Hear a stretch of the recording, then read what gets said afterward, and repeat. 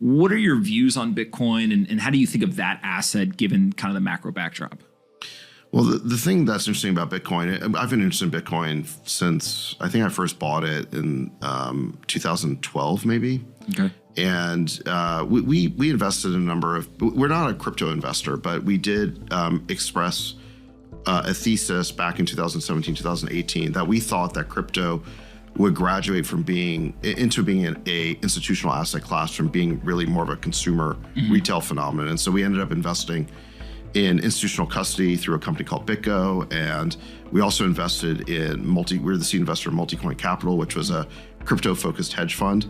We basically believe that, that as crypto matured into an asset class, you would need specialized fund managers, of which we were not really. I'm a SaaS investor. But I'm like, but let's invest in these guys because they're focused on the problem. So we expressed a number of these views, and it generally has worked out very well for us. But in any event, so I've been interested in Bitcoin for a while, and I think the transformational part of Bitcoin is this idea that we could have non-fiat money, right? As we're talking about with the Fed, there is a huge risk of currency debasement when the government is in control, and particularly when you have the world's reserve currency.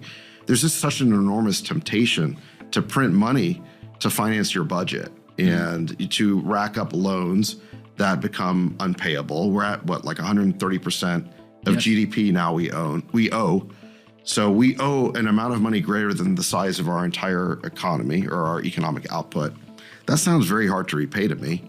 So the temptation will eventually be to monetize the debt away, basically to debase the currency to pay for this debt. That's always been a risk throughout history. And now what Bitcoin offers is a different kind of currency where it's not backed by a government, it's backed by math, it's backed by encryption. And so you don't have to trust the government that there will only be 21 million Bitcoin. It's in the code.